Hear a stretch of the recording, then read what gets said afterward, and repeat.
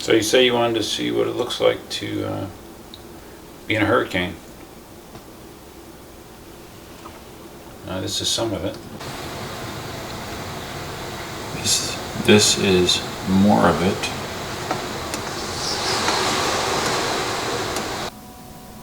And here we are looking out the east window.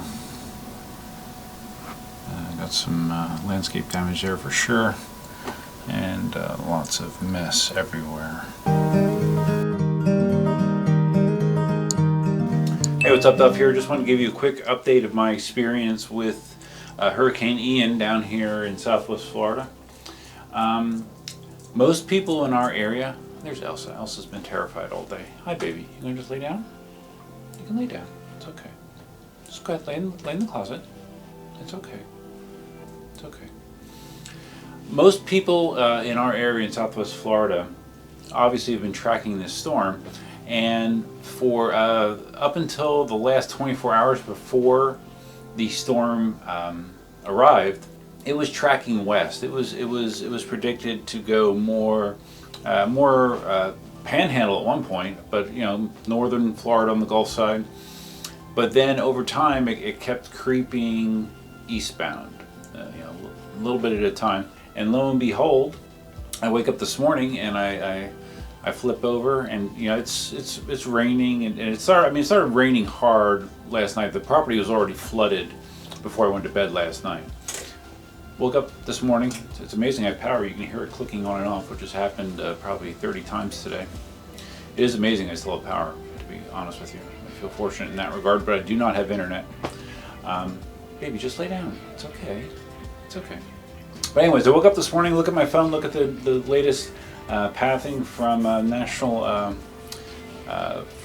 from the National Weather Service, and it said, oh, top speeds of this now 155 miles an hour, a couple miles an hour below a Cat 5 storm. So it blew up into a huge storm, but still, where I live, I was south of it, and Naples in general was south of it. It actually made landfall in northern Lee County, which you might say, okay, well that's good, right?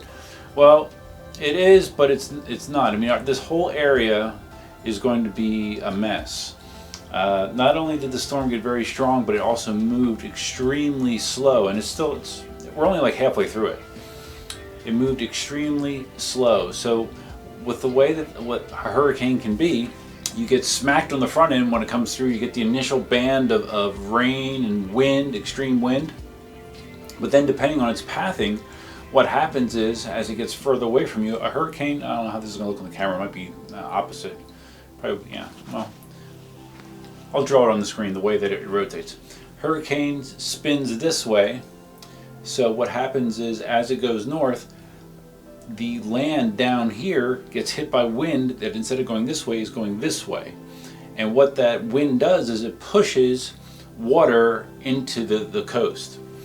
And it's called storm surge. And it's something that I've gone through a number of hurricanes.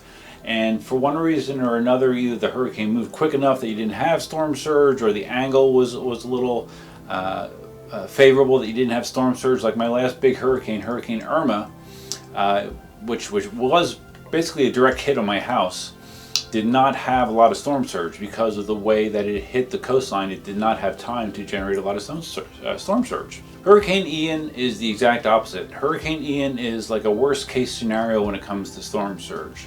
So even though Naples did not get a direct hit, starting right around midday, they have been getting crushed with storm surge. There's videos of downtown Naples with water as high as vehicles floating down the road.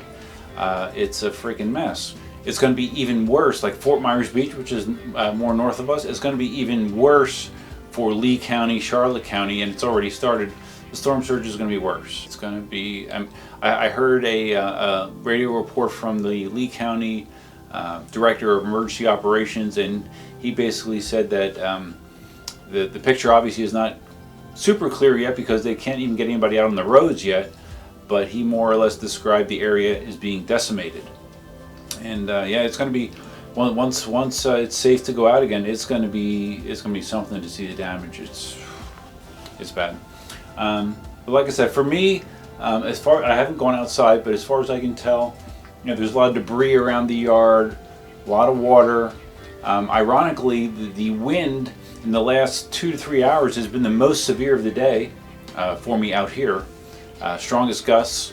There's a bird of paradise has snapped that's down. Looks like the oak tree was kind of stripped of most of its leaves.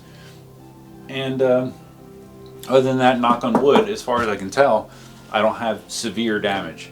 And like I said, it is a minor miracle that I still have power, because from what I heard, at least in Lee County, somewhere around 75% of the people in that county did not have power.